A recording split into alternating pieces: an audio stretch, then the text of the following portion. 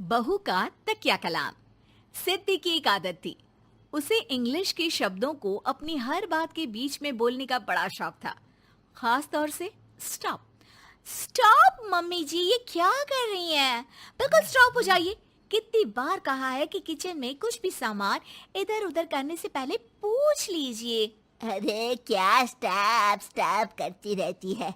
तेरा बस चले तो पूरी दुनिया स्टॉप करा दे। और हाँ, सामान इधर उधर नहीं, मैं बस ये देख रही थी कि चीनी कहाँ है। चाय पीने की तलब थी।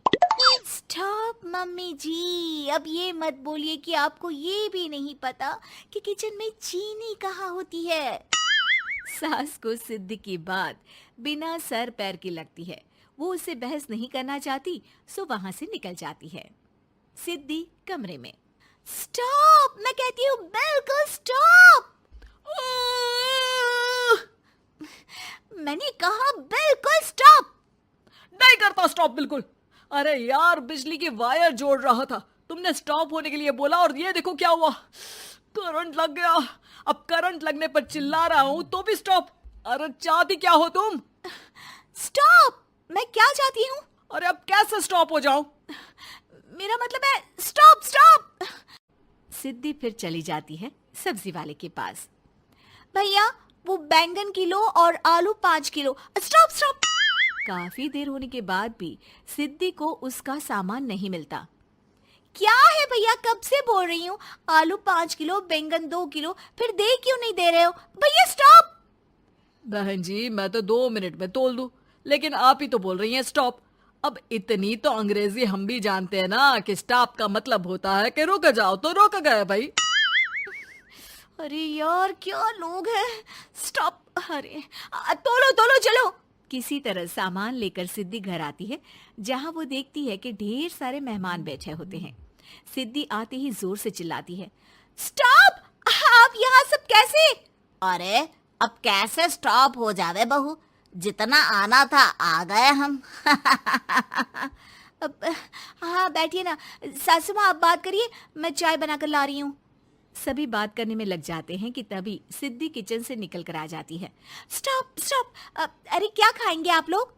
पकौड़ी बना दूं या चीला, या फिर इडली बना दूं? अरे जो मर्जी बना दो, बस ले आओ जल्दी से बहू, इन लोगों को निकलना है, कोई जरूरी बात करने आए हैं। अच्छा अच्छा स्टॉप।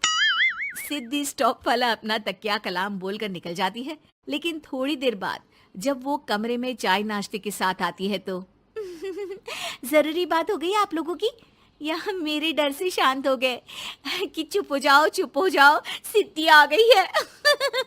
बोलिए ना। बस जैसे ही सिद्धि ने कहा बोलिए ना, घर में चकर पकर की आवाज गूंजने लगती है। अरे तुम स्टॉप क्या बोल कर गई, सभी शांत हो गए, अब बात शुरू करेंगे। हाँ भाई, बहू तुम वो स्टॉप बोल कर गई तो हम लोगों को लगा कि शायद तुम भी सुनना चाहती हो कि हम लोग क्या बात कर रहे हैं। फिर जो मेहमानों की बात शुरू होती है वो घंटों बीत जाते हैं, चलती ही रहती है।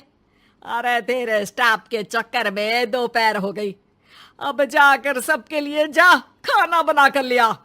तभी स्टॉप नहीं बोला होता तो अब तक बात खत्म हो चुकी होती।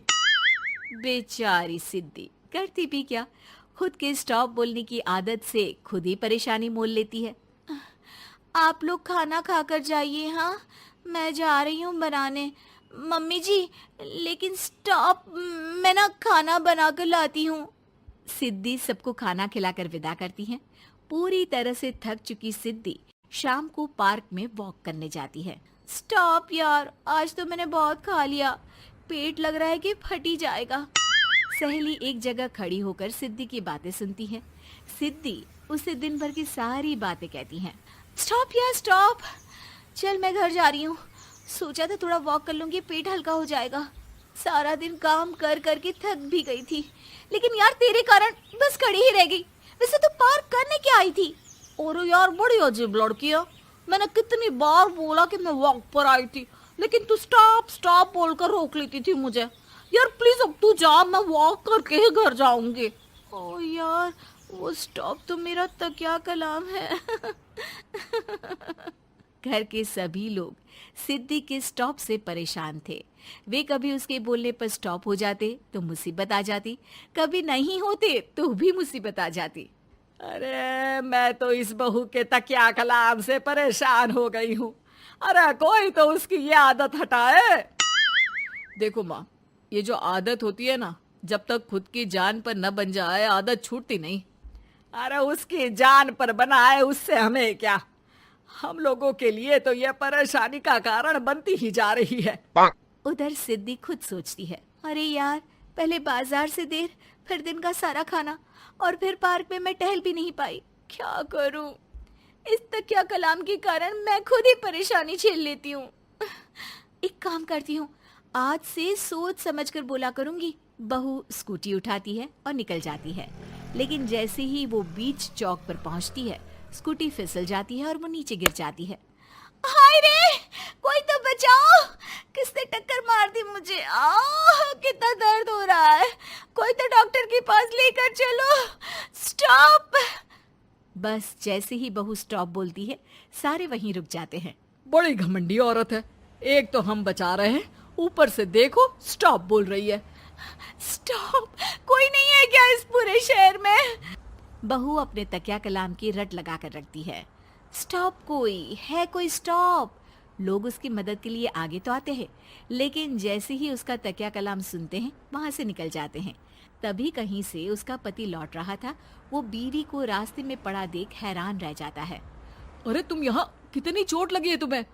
पति आसपास खड़े लोगों पर गुस्सा हो जाता है। आप लोगों को दिखाई नहीं दे रहा कि मेरी बीवी को चोट लगी है? कोई भी नहीं है जो उसे उठाकर बिठा सके? अरे भाई साहब, कोई क्या मदद करे इस महिला की? और इतनी घमंडी है, जब भी न उठाने की कोशिश करो स्टॉप स्टॉप बोल देती है। स्टॉप! ये क्या बोल रहे हैं आप लोग? मैं पिछले आधे घंटे से दर्द सह रही हूँ। स्टॉप! पति समझ जाता है कि मामला क्या है। वो सर पर हाथ रख लेता है, लेकिन जल्दी ही बीवी को डॉक्टर के पास ले जाता है। ओह, इन्हें तो बहुत ज्यादा चोट लगी है। आप लोगों ने इन्हें लाने में कुछ ज्यादा ही देर कर दी है।